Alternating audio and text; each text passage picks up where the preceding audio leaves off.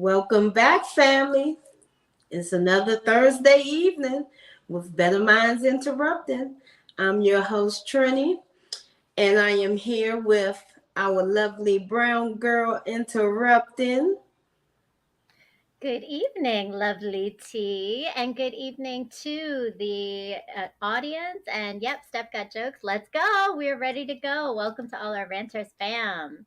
So how are you Welcome, doing welcome. this evening? Say that again. How you doing this evening? I'm doing pretty well. I'm doing pretty good. I'm feeling good. I'm in a good mood. I got some interesting stuff for you guys. I have we going deep into this one.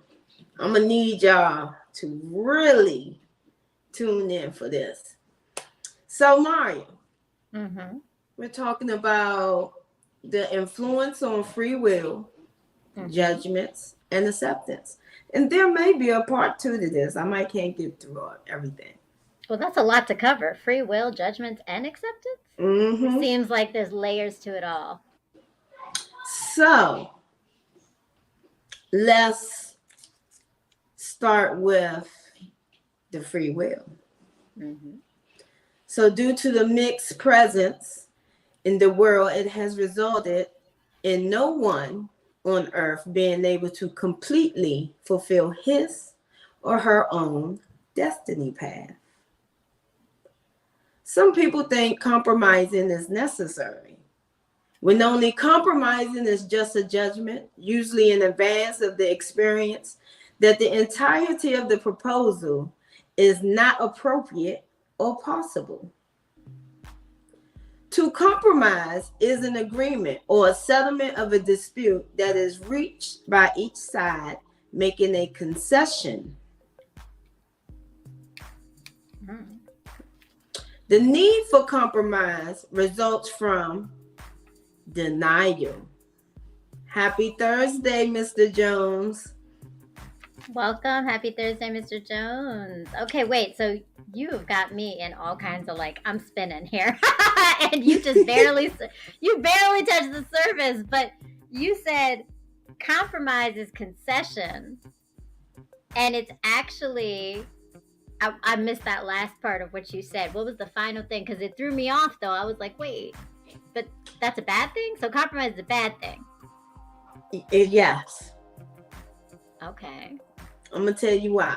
But the last thing I said was the need for compromise results from denial.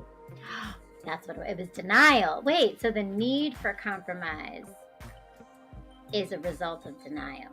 Mm-hmm. So we're in denial of something, and therefore we are requiring compromise. Remember, we're talking about free will. Keep that in mind. So where does the free will come in this? We gonna get to it. Okay. So compromise delays the evolutionary process. Just starting off talking.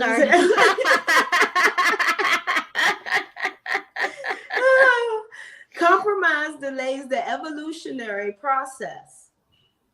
Due to no one compromising finds out if their own approach will work or not.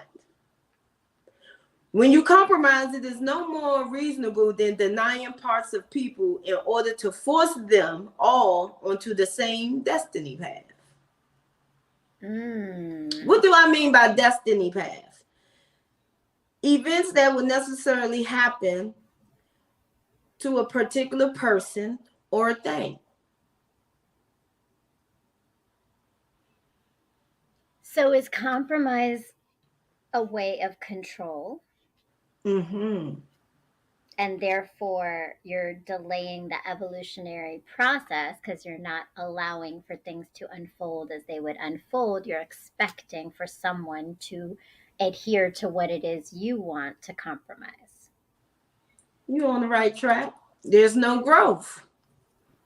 Is it always that though? Compromise is never good, or just in the case of certain things? we gonna get into it. Okay.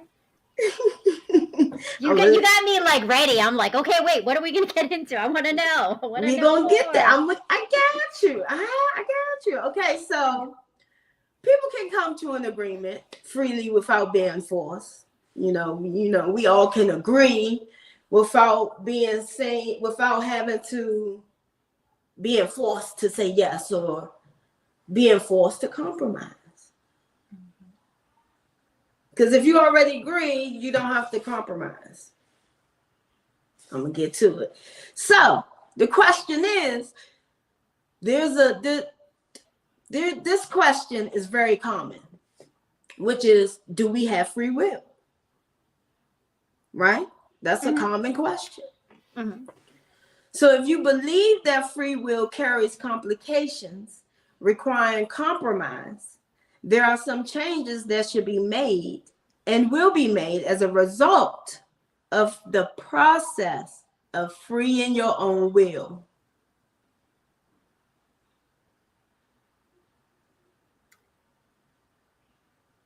So, free will requires us to, like, we're giving up. So we have to believe in it. One, we have to believe in it, right? Mm-hmm. But we have to believe that we have it as well as others have it. So if we have free will, then we can't expect others to compromise, because then they should also have free will. And exactly. If we ask them to compromise, then what we're asking them to do is not have free will, because they are compromising to our needs. Yes, you on it. I think you answered your own question. Okay, that actually makes a lot of sense. But so what is it that stops us from believing in the free will aspect? Like, are there things that stop that? Actually, there are. So going through this phase is going to change relationships and bring many new understandings. So no discussion, conversation, or reasoning can bring the alignment that freeing the will can bring. Expressions of freedom have involved denials. Denials involve overriding parts of the self, which inevitably leads to overriding parts of others, either openly or clever and in an indirect way. So you're actually doing a detriment to yourself when you're trying to get someone else to compromise with you, because you're denying parts of yourself as well as denying parts of others. Right. So how is that a denial of parts of myself? Like, I get the parts of others because I'm not letting them have their own free will. So how am I denying parts of myself by trying to compromise with others or asking others to compromise? Is it both ways? We'll see. You always ask the questions right before I get into it. You be on point. We on sync. We sync like that, right? Okay. Okay, so the experience in freeing your will is needed to learn how it can actually take place, that everyone can do what they want without having to compromise, be overridden by another, or be overridden towards another.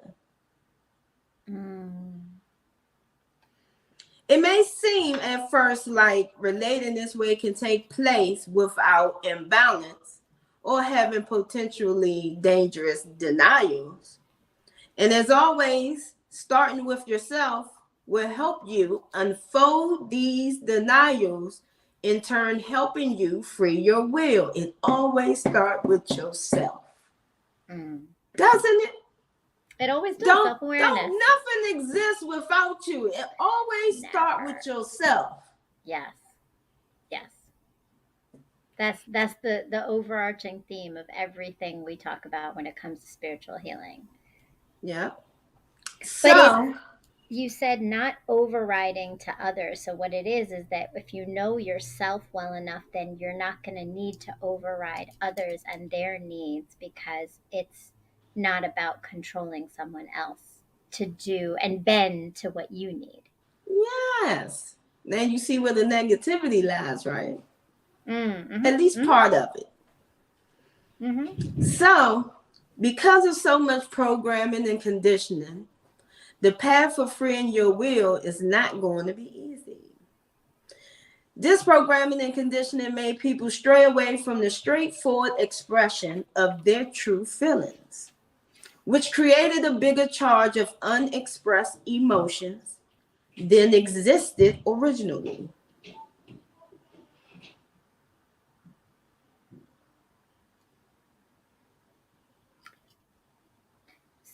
So part of trying to control that denial piece, right, is almost, is that connected to the unexpressed emotions that I'm trying to control? Yes. Which is why I need others to compromise? Is that why? Do not judge emotions by what you have seen so far. And do not judge emotions by the ways in which they may need to express in order to recover. I got you. Okay. So denials. So is that part of where you don't have the place to deny, to deny and also to judge others' emotions? Like you have to give them space to have their emotions, whatever those may be, and allow them to have them without feeling like they have to be based on what your needs are. Exactly. I feel like I'm sifting through like a needle in a haystack. This is hard. This is hard mental work. You got it. You got it. You explaining it in simple terms the way I need you to. Okay, so denials originate within oneself and then spread to others. And because of this, it must be resolved first with the self.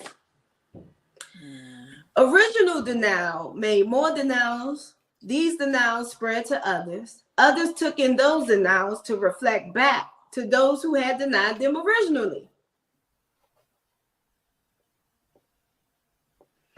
Remember, I told you, y'all gotta be open for this. This is a tough one. But remember that judgments twist things into the judgment patterns and can seem to prove those judgments are the correct interpretation of the reality. Okay, so now, is this where we're connecting our emotions to the judgment piece? So it's the idea of trying to control someone else's emotions, to put judgment on their emotions if their emotions are not aligned with what you want them to be. And so the pattern is that you are judging someone else's emotions as being valid or invalid. Right. Okay. And why are you judging? There's some denial there. And how did that denial get there? So I'm gonna need you to break down the denial piece deeper in this particular context. Okay. Because we've talked about denial in a lot of different ways, but in this particular way, how am I denying myself and my judgment? Like, what's the denial piece here? I'm just a little confused. I'm trying to get the clarity. You said, how are you? Ask that question again. Where does denial come into this conversation on understanding my judgment of others' emotions? Like, what am I denying to myself exactly? So it could be a number of things. It can be something that you don't like, for instance. Something could have happened and you don't like coffee, right? And so because you don't like coffee, which you never tasted, you just don't like it. But you see other people like it. But when you see them, you say, that stuff nasty. I don't know how you drink that. Why are you in denial? Because you never tasted. What happened for you to not like it and you never tried it? So that's where your denial piece can come in with this. So it's an assumption I'm making based on not having any evidence or any reason. And in this case, the assumption is that I'm assuming. So I'm struggling with it because to me that sounds like assumption, not denial. But the assumption is of someone's emotions, right? In this case? No. The assumption is in the judgment. The judgment is in the denial. Okay.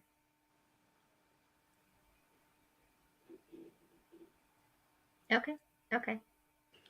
Let's keep going. Maybe if you get deeper, it will start to It's deep. unpack. It's deep. I understand truly. So, due to the way we live on earth, in reflecting these denials, it have not been allowing much direct approach to problem solving, only judgments. There has been a general lack of honesty within ourselves because we are so busy hiding things. The direct approach could solve the problems that these denials have been trying to avoid. But we have such a large buildup of distrust and held emotions, especially blame, that we have not been wanting to take responsibility. So almost like that lie you told about the coffee, instead of taking responsibility that you never tried it and you really want to taste it, you in denial. That is nasty. How could you be in denial of something you never taste? How could you not like something you never tried? Palmer Studios. Andrew, he says the denial is what you judge. So by doing that, you place a judgment on yourself.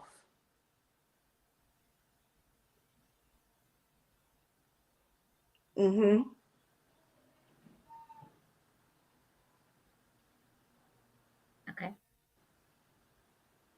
Okay. Did that clear that up for you? He pretty much answered what the denial is.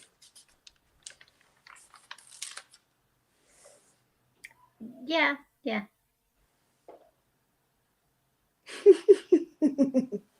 Okay, so let's talk about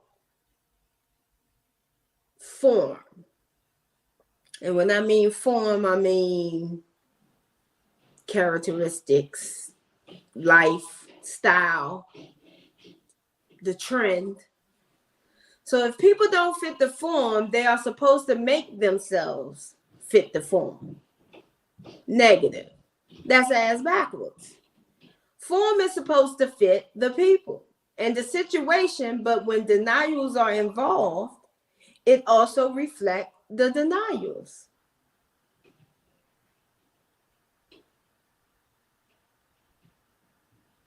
So you're trying to fit into something that you're not, and that's the denial, and that's the judgment on yourself. That's part of it. It's many layers, like you said earlier. Denials have many layers. So when you have already denied things within yourself, It can be very difficult to notice when you are denying others. When your denials reach the point where they seem to be more powerful than the self that originally made the denials, this could be called intimidating form.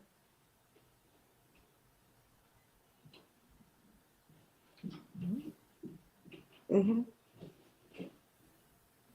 So real help is what we need when there is conflict, not a settlement that is enforced whether people have an agreement or not. Denials increase this way. Settlement needs to feel right to all parties involved. Unless there is movement in the will, there can be no real settlement. So this is breaking down the opposite of compromise, right? So settlement Yes. is not the same as compromise. Compromise is where one person is denying something about someone else and expecting them to conform to their needs. Right. Whereas settlement is about each person having free will and coming to settling on something through their own volition of settling on it, through their own need and desire to settle, not because it's a compromise of something. Because a compromise, I think what we're getting to is compromise is a, going back to this idea of denial, it's like you're sacrificing something of yourself in order to compromise. You have to give something up to compromise, which means if you give something up, you are denying some aspect of yourself, some aspect that is important to you. So settlement is no one is giving anything up, but rather through free will, everyone is settling on something that is their desire. So that is the healthiest way to come to agreement in something, because no one is giving anything up. Yes. I love it. You got it. God, I feel like I just like finished like a 3-week course in like grad school. I knew you was gonna get it. That's why I'm taking my time here. I gotta take my time here with this one, y'all. I have to. But just like you said, in layman terms, no one has the right to force anything on you, no matter what. And no matter you don't have the right to force anything on anyone else, no matter what. Exactly. Either. So I think that's an important point, because today I had some conversations in my job, and we were talking about this idea of how do you get other people to change, and the truth is you don't. But what you can do is you can influence and try to guide them to see things differently. And if through their free will they see it differently, then they have settled on something. They have not compromised anything. They have settled on something. So that's a difference, I think, between almost the idea of people feeling like they are having compliance, right? Like, so compromise is almost like compliance. Yeah. Whereas settlement is more like the idea of an investment in something. So you are investing yourself into something because you believe in the value of this thing. Right. That's right. That's right, brown girl. You got it. So, in the process of clearing your denials, you can aid your interpersonal relationships by observing this simple guideline. Do not impose your approach on others, and do not let others impose their approach on you.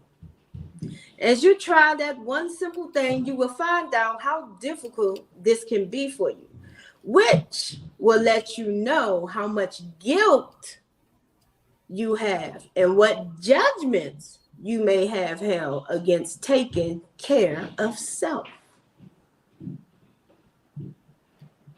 So the fact that you're trying to push someone into some kind of different thinking is really something that you haven't evaluated about yourself. So why is it you need to push them into that thinking?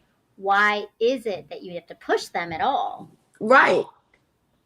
What are you denying about the reality of that circumstance that there is a need for pushing? Right. There you go. You on point. So take a deeper look into seeing how much has already been denied in situations of relating to other people. To understand your denials, here you need to let yourself feel the actual feelings that you have. And let yourself hear all the thoughts you might normally ignore or push away.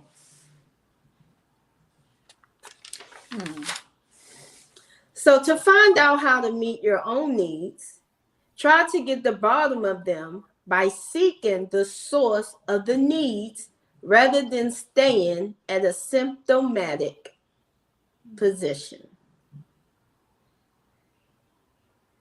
So is symptomatic oftentimes when you are still blaming outward things and not examining yourself? Or is it just like the surface?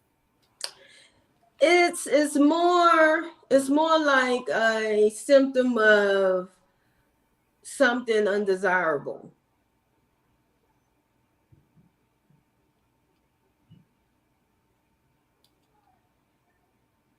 So I'll read that again. To find out how to meet your own needs, try to get to the bottom of them by seeking the source of the needs rather than staying at something undesirable. So you're getting to the root cause of what actually you need and why it is you're trying to control someone else and trying to get them to change. Right. What is it that you Why need? we got compromised? What's going on? Mm-hmm. So you can seek the source by asking yourself why you have a certain need. If your answer is another need, ask why you have that need. You can follow yourself back this way until you find the initial source of the need and what lack has left you feeling unable to meet the need. Good evening. Good evening, Shaharia. It's nice to have you here, our Ranters fam. So, where I left off at. So, pretty much, in order to figure out what your need is, you got to ask yourself the question. And if it followed by another need instead of a solution, then you keep asking until you get to the solution, which is the root and the beginning of your trail of denials. So how do you get there though? How do you know you're at the root? How do you know you're not at the surface? Like what are the questions you need to ask yourself? You said just ask the same question over and over again, but not everybody can do that. Not everybody Not gets the to it same that question. way. Not the same question. You ask what your need is. Isn't that For the question? For example,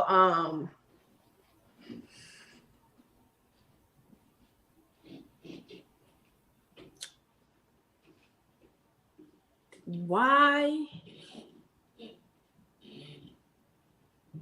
do I get angry when I see the color red?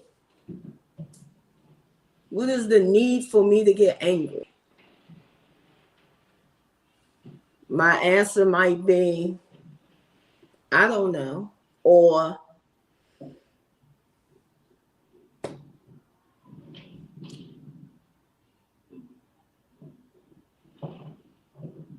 what else is red that I don't like? So you answered the question with a question, but you answered the need with a need. What else is it that I don't like? Instead of saying, oh, I hate red because every time I wear a white shirt, ketchup gets spilled on it. That's the solution. But you didn't give a solution. You gave another need. That's just as simple as I can get.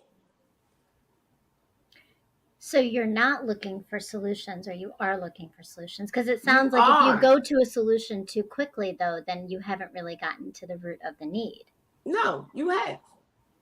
it's when you keep going with another need to the need is when you get to the root, when you find the solution. Some are quick and some are not. Think of it like your triggers. How do you find out what triggers you? You got to go in stages. You got to break it down. You got to go all the way back to the very beginning of what it was that triggered you in the first place. Same thing with the need. So the key is that it's the why questions, right? So for example, if I think going back to this idea of compromise, right? So if I'm in a relationship with someone and I'm trying to get them to compromise, right? The first question I want to ask myself then is, why do I feel that I need this person to change themselves for me, right? So that might be my first question, right? Okay, so to yourself. I'm not sure, right? It's to myself, right? So I'm not sure. I'm not sure, but I think it has something to do with control, because by doing that, I'm controlling the outcome of a situation, right? Okay. So then now the question is, why do I need control? Exactly. And you keep digging. I keep digging and digging. So it is the why questions of the why that's getting to the root of each piece, that you're kind of like peeling back this onion of layers of getting to that core of this is the thing, right? What it is say, for example, it's this fear of the unknown, because the unknown has only been negative things for me. Because when someone did not compromise for me, I had to sacrifice pieces of myself, right? So like it's this digging to figure out who you are and what really matters to you. That's right. That's right. And while you're doing that, guess what you're also figuring out? You're figuring out yourself. You're learning yourself.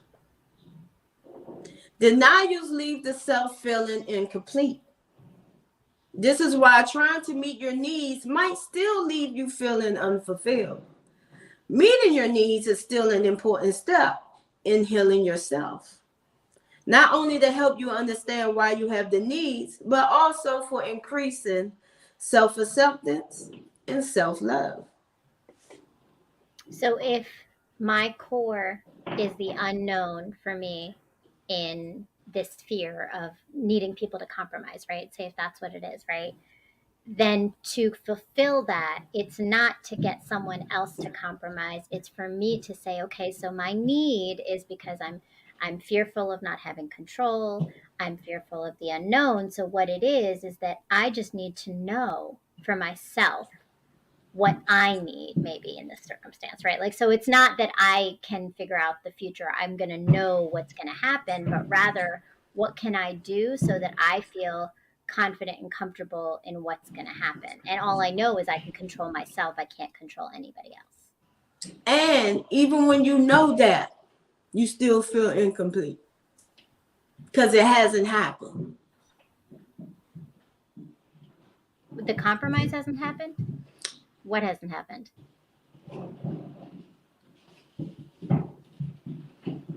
The feeling of your denial. The feeling of my denial hasn't happened? Because I said denials leave the self feeling incomplete. And you went into that. Mm-hmm. So yeah, because of that, because you still feel incomplete because of that. Because my denial is still present. So go back into the story. Go back into what you just explained. The last two sentences, if you remember. Of how I got to the root of where I was in my feelings of needing to control or compromise. So you going in deep into your feelings, meaning you had some denials there. right? And even though you may know what the outcome is of the situation you try to control, you still feel incomplete because it hasn't happened yet. So you still have those denials there.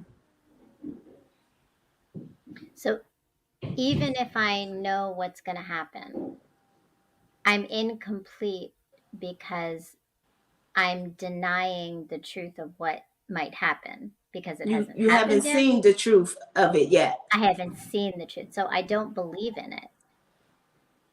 But is part of why I don't believe in it because I haven't ever seen it. Could be. So how do you resolve that? To find out, we'll find out when we come back. In the meantime, before we go to break, I have been doing some Yomi Chi. And that's why my aura is a little bright. There's no makeup. I don't have makeup on. I promise you. So check out this video so you can have a bright aura as well.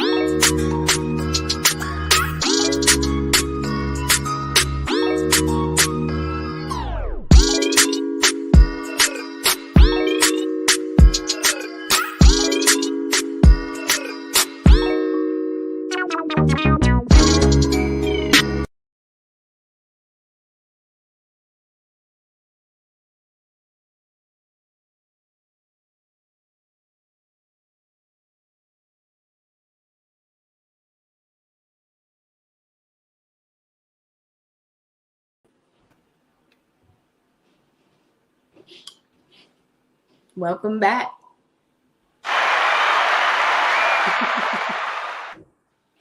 So before we move on, it looks like this weekend, March 12th, is this workshop. Do you want to tell us a little bit more about the workshop? It is Saturday, 11 a.m. It is for you to learn about your root chakra, how to balance it, how to notice if it's off balance. I will also share with you some Qigong moves and some yoga moves that you can do very easy, that will make you balanced, that will make your aura come out, make you grounded, all that good stuff. And it is beneficial in so many ways internally for health, disorders, and as well as your mental psyche. So you have to check it out. There's gifts involved. Go to the iRant network, and the link should be in there in the event section. Or you can go on Facebook to yomi.trini, and it's there as well. I love it. I love it. It sounds like we're going to enjoy our Saturday with some Yomi Chi and root chakra work, which is where we start, right? With our chakras. We got to start with our root chakra. That's right. And what's the importance of the root chakra before we go on to the next piece? Say that again. The importance of your root chakra being the place that you begin. Okay, so think of the root chakra as the roots to the tree. You have to be grounded. You plant that seed. This is where, I ain't gonna get in too much, but this is where your basic instincts are. This is your survival mode. So I'm gonna teach you how to survive with essential oils, with scents, with candles, with soaps, with movements, everything. I love it. Just a little snippet. Okay. I love it. So it's the foundation for everything. So Ranchers Union says you got to join the ranchersunion.com to see events for members only. Got to give the general public the link to other evites. So we're going to make sure that we have some other links. Yes. To the evites. Okay. Yes. Awesome. You'll see the link later below. All right. So going back to your question. You asked what was your question again? Let me go back. All right. So, I mean, my biggest question, I guess, is so how do you get to a place where you allow for that free will, maybe? Is that it?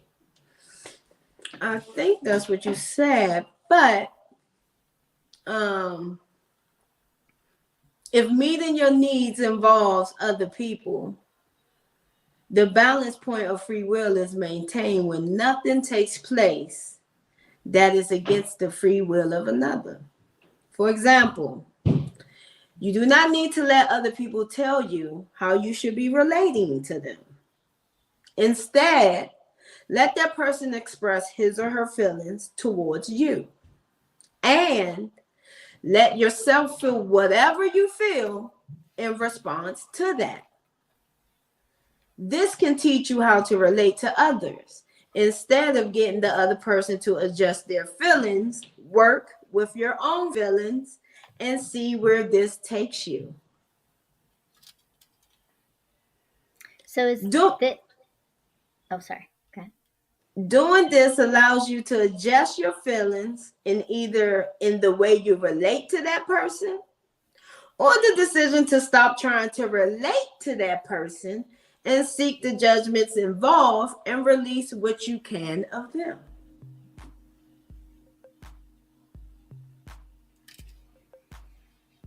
So I think I caught the first part of that.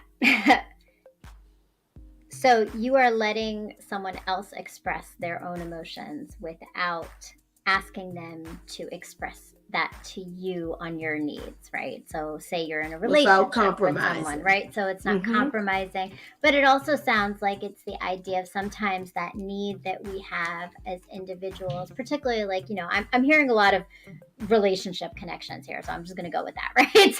So this idea in relationships or when you're with someone that you sometimes, and this is where you have to get to it, is why do I need this, right? But like if you are someone, and I will say, okay, I'm gonna speak for myself. I'm someone who has, one of my love languages, I will say, is words of affirmation, right? So I need words.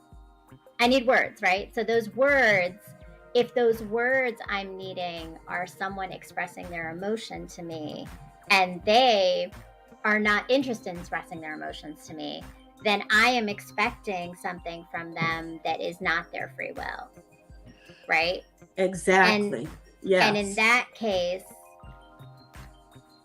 I am not allowing them to just feel what they feel. So their feelings, when they want to express those emotions, if they come, then they come. And I will accept them. But if they don't come, well, then they don't come. And what I need to understand is if I really, really need that, then maybe that's not the right person for me. Ooh, you on the nose with it. Oh, every time.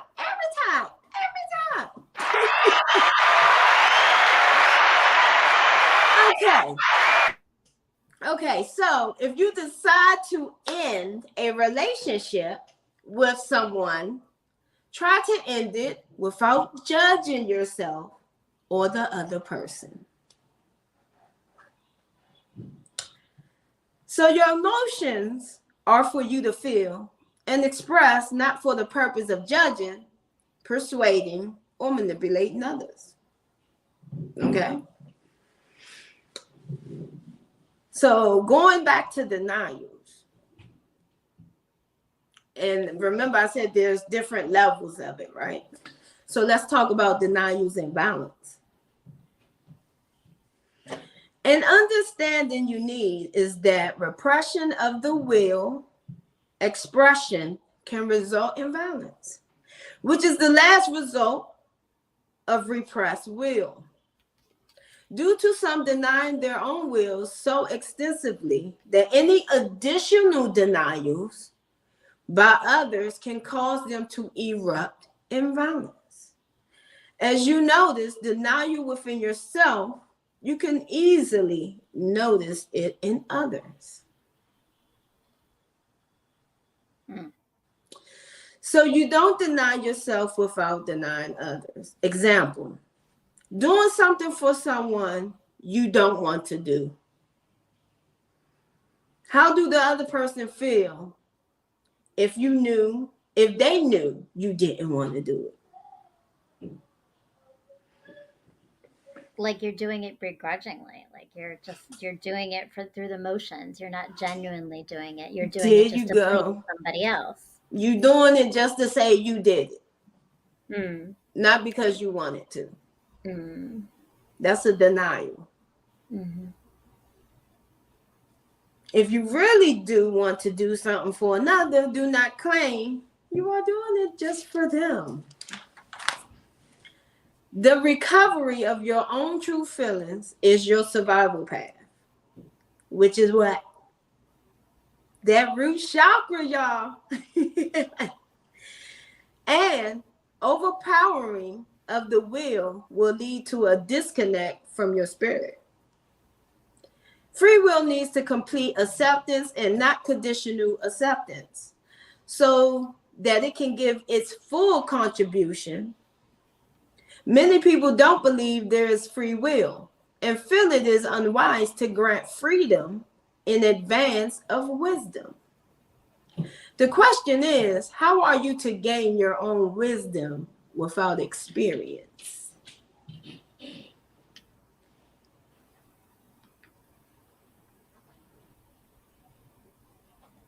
Are you asking me? Is that a question for me or a question? I thought it was a rhetorical question. You were going to tell us more. Say the question again? No, the question wasn't for you, but I feel like we should conversate right here. Okay. What's the question you have for me to process this? Because I feel like I'm just throwing spaghetti on the wall to see what sticks at this point. I need some guidance. Okay. Okay. So at this point, we're talking about free will going into self-acceptance. Okay. So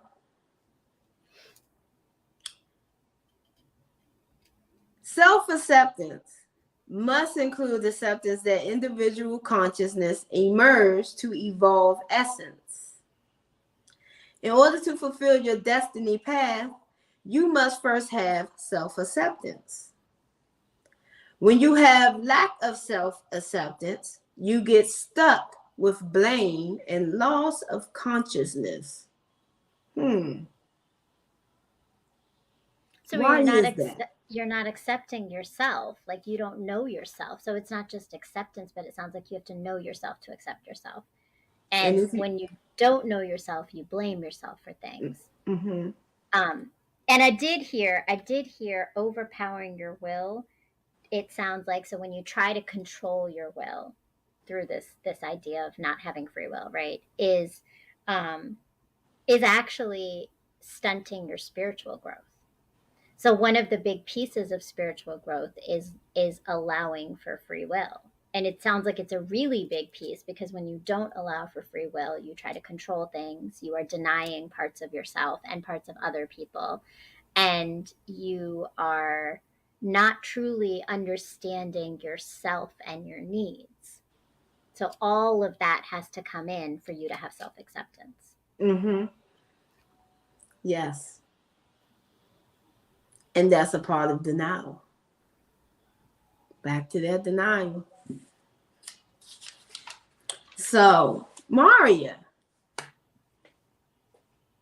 you got something coming up Sunday, right? I do. I hear it's pretty interesting. Oh, it's going to be good. I'm really excited. It's going to be very good. So my new show, which you are familiar with and you have watched and come into the chat for, is called Pain to Power: Leading with Love, and I have some awesome special guests, and you're going to hear a little bit more about the origins of the show, and then I'll tell you a little bit about my special guest.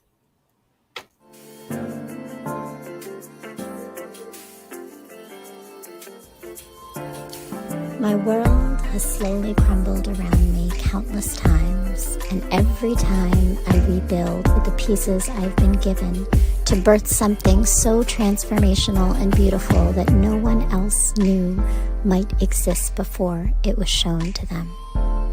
These moments tend to coincide within my romantic path. The universe has been telling me to focus on the revolution and not romance. It has over time given me the tools, resilience, and light to turn my pain into power. And only now do I see that the key to this always resided in the love and knowing I had in myself, not from the external sources of family or men. The message I have been avoiding might be that my time in this world I had existed in was not to receive love, but to put it out there for others to see, feel, and heal through. Revolution before romance moves pain into power.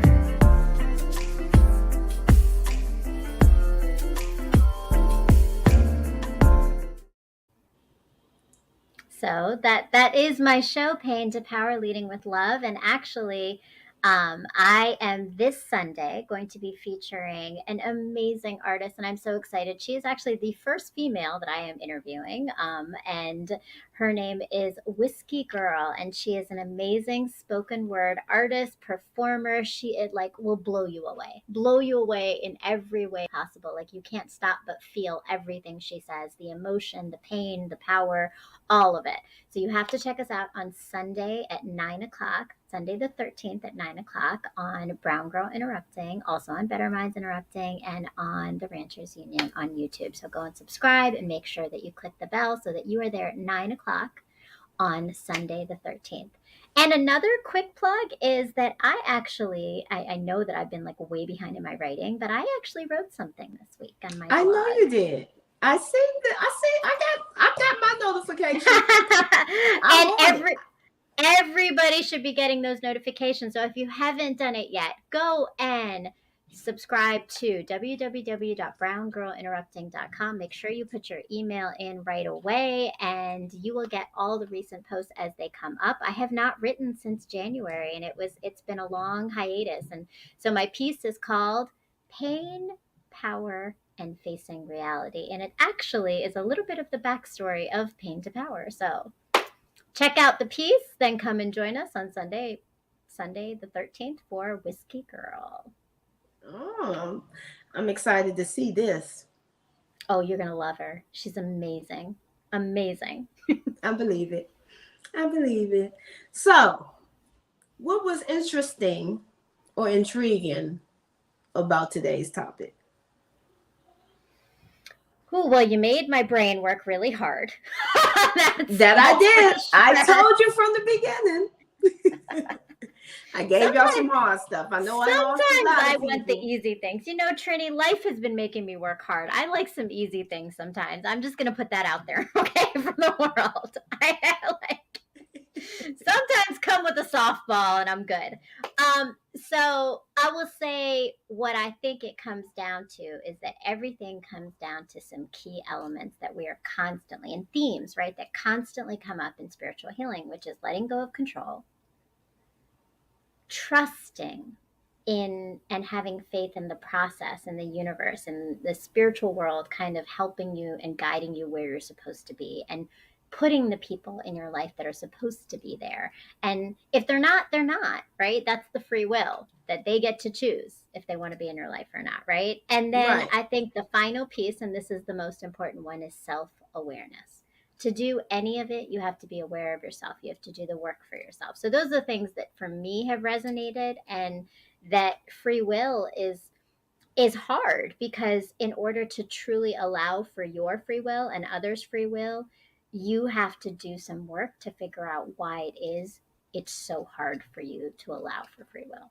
Yes. Yes, that is so true. I love the way you broke that down. But yes, all that and then some. So why should you compromise? Do you look at it in a negative way now? Or do you still think compromising is a good thing to do? So I think you changed my thoughts on compromise and settlement, right? Mm-hmm. Because I think the key to compromise is that you're asking someone to give something up. And so again, going back to free will is that, and I think for myself, what I'm learning, because this is my learning, and I would say this week I probably learned it a lot, is that if, and not just in this session, but yes, this session helped me certainly to learn it.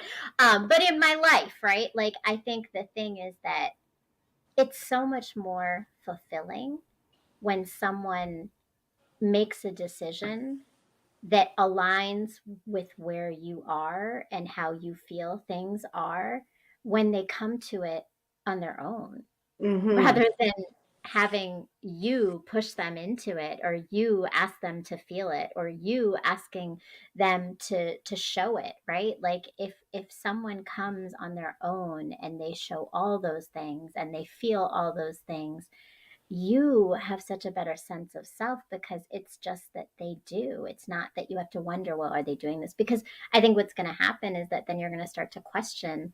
And this is the denial piece, right? It really just ignites your insecurity. There you go.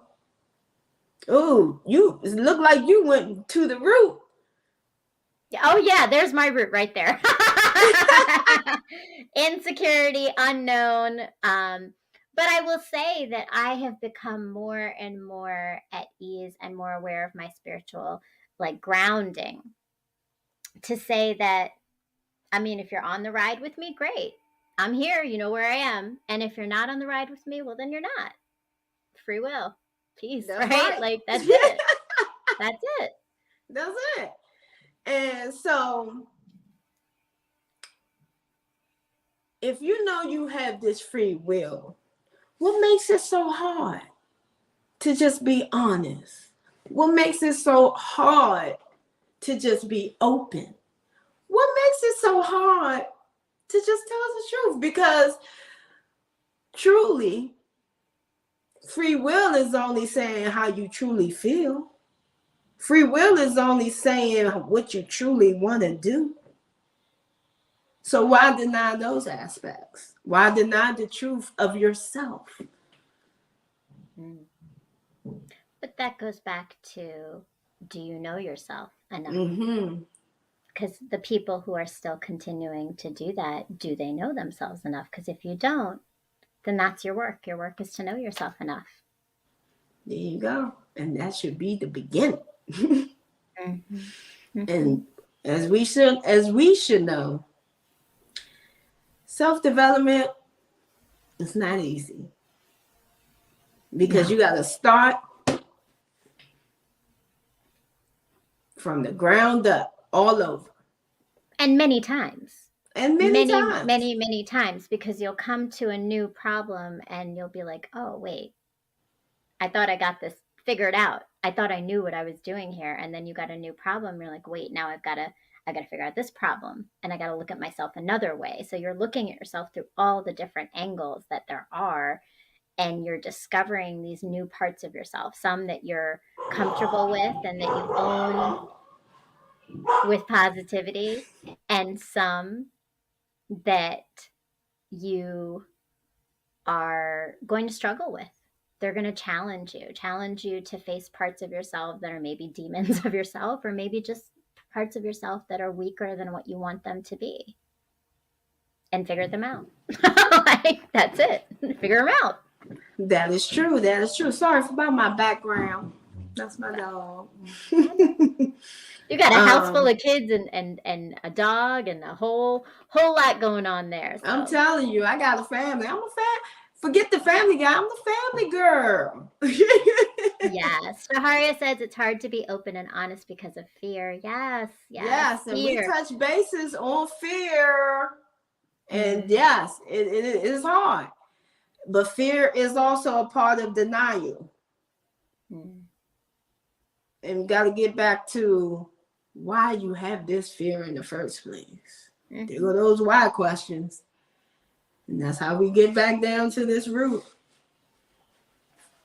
So, have anybody ever asked you, do you have free will? Has anybody asked me that? Mm-hmm. If I have free will? Mm-hmm. No one's ever asked me other than you, I think. So I will say you're the only person who asked me about free will. But I think I've had other people speak to me about free will. I will say that I see that Shahari has another comment in here. People in general fear rejection, fear appearing a certain way, etc. And sometimes our spirits don't necessarily align with our actions. And so we aren't open and honest for fear of feeling like a fraud. I think that's true. I don't think that's true. Fear is one of the biggest challenges in life. It is. It is. And it's self-awareness that gets you there. And I don't think it's a judgment on someone else. And that goes back to what you said, Trini, is like we're not judging others for where they are. We're allowing them to be where they are. But we have to recognize, are we okay with being there at the same time with them? That's right.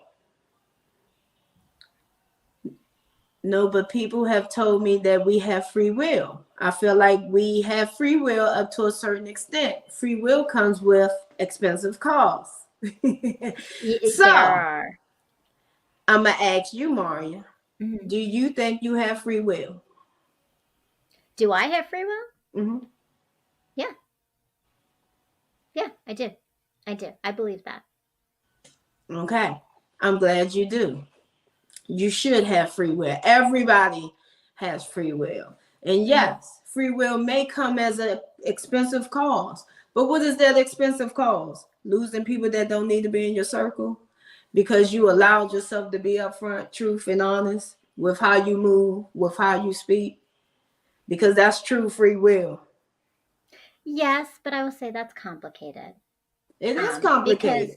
Because sometimes you're losing people that are more than just not the right people in your circle, right? I think sometimes you're losing people that, and it might not be that you're losing them. What I think you have to understand, or what we have to understand, or what I'm learning, let's be honest, because I'm not the expert. You are the expert. I'm just learning, right?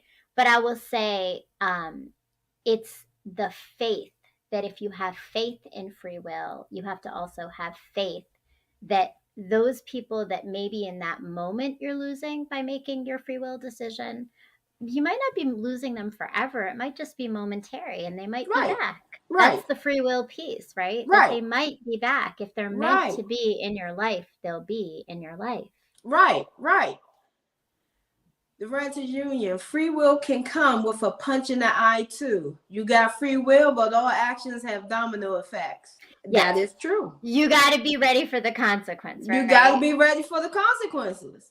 But then sometimes people are all that people got, so they fear losing them. It takes a certain level of growth, to just not care, to just prioritize self over everything. And that is so true. Everyone has not reached that point, and that is true. Yes. That's where that self-acceptance, that's where that self-awareness, that's where getting down to the triggers, that's where you truly have to know yourself. And I think that the point that Shahari is bringing up that I'm kind of hearing is that it's not easy. And I think that you shouldn't also judge yourself if you're not able to, in every circumstance you're in, to take that free will. That's right. I mentioned that in the beginning. Don't judge yourself and don't judge others. Free will can come with gasoline draws. It can. But you're right. You have it. You do have it. So can I ask one last question before I'm going to have you close out? Okay. I want to know, in your life, what are some of the things that have pushed you to believe in the idea of free will? My nose. Say more. My standing firm. my staying my ground, my not regretting my decisions that I made, accepting that I have to work on some of my denials and work on my denials, getting rid of judgments, not judging people, places, or things. But what led you to all of those things? The work I'm doing. You mean what situation caused me to? Yeah, like what are the situations, right, that catalyst to those things, There's right? no Because all those situation that things can is shift. cause you to know that you have free will. It's all a state of mind. It's all in what you do. It's all in your actions. The state of minds are shifts of mindsets, right? Like a Mm-hmm. state of mind is a shift of a mindset. And to shift your thinking on something, something has to be a catalyst to push that shift, right? The shift That's doesn't true. just happen on its own. So it may not necessarily be an event, but it may be that shift of thinking. Like there might be in a moment where you shifted your thinking. And so for me, I'm going to say, if I were to answer this question, right? Like for me, it would be started with my children. It started with my relationship with my children, and it started with me finally recognizing and understanding to allow them to have their free will. And it freed me enough to then be able to look at myself a little bit more and think about my own free will in the same journey of us both on these different journeys, right? So that was my catalyst. My catalyst was the need to figure out how to truly have an authentic relationship with my older children. And part of that was to respect and understand that they have free will.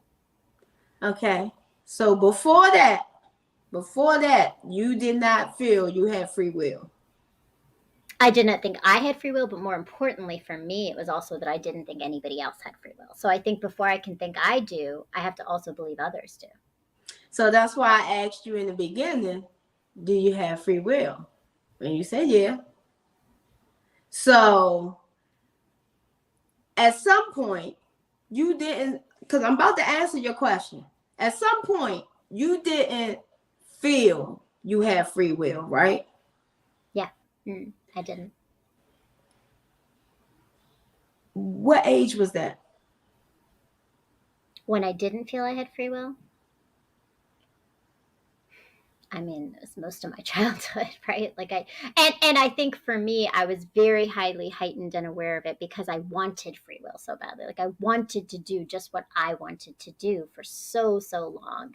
And I was always suppressed from doing it, from just being who I was, right? So I didn't feel I had free will because culturally for me, I had a responsibility to my family, to my community, to all these other people. And because I had a responsibility to all these other people to be a certain way, to perform a certain way, how could I have free will if I'm responsible to others?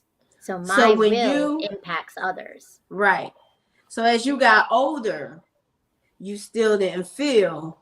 So it was hereditary that you didn't know what free will was in that sense, because it was a culture thing. It was a belief system. Yes. Right? I will agree with that. And then probably as I got older, it was a marriage dynamic. And it was the need to put someone else's needs and feelings and emotions and behaviors before my own. So therefore, how can I have free will if I'm responsible for someone else's needs and things? Because my decisions are all connected to this other person.